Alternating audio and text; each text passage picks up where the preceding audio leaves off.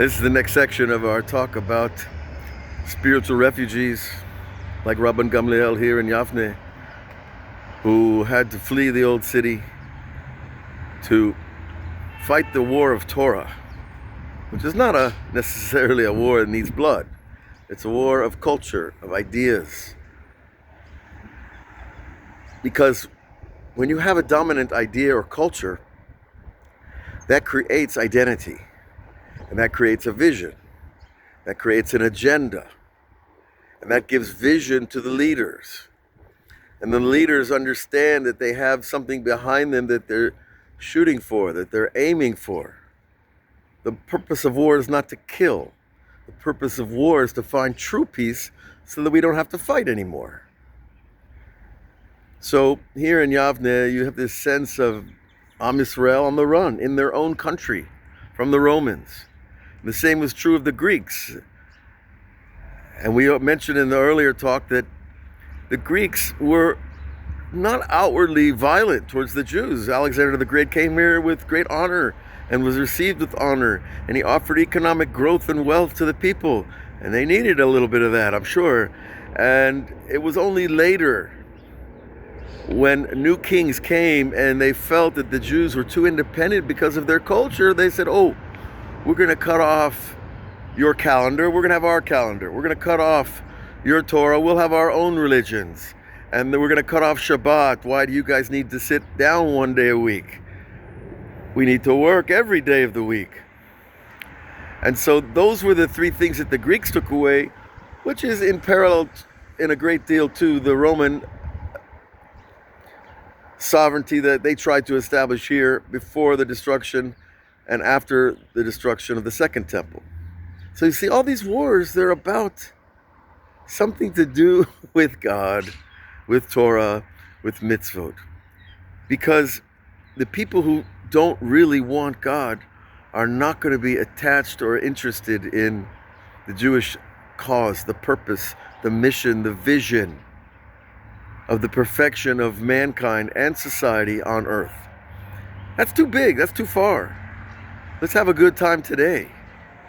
And their good time didn't include mitzvot so much. Well, they could act like it. They could even build religions around serving God. But the service always turns south. It's soured in the cellar.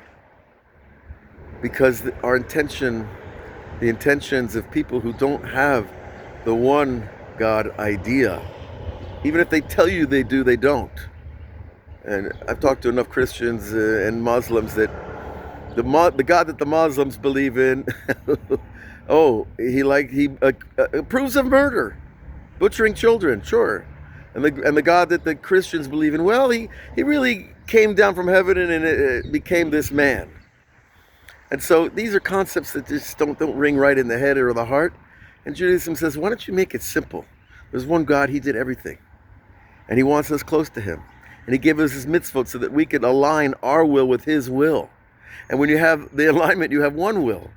When you have that, you have one God, and you have one creation. And so Hanukkah is the story of the spiritual, cultural war that required some, a little bit of intifada, a little bit of guerrilla warfare on the part of the Maccabees and their friends, because so many Jews were just hypnotized by the power of the sovereign culture. And this is a very living message for today, my friends.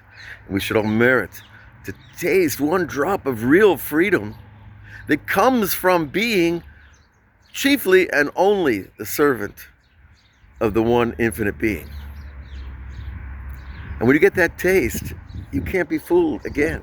You can't fall for false leaders and false leadership.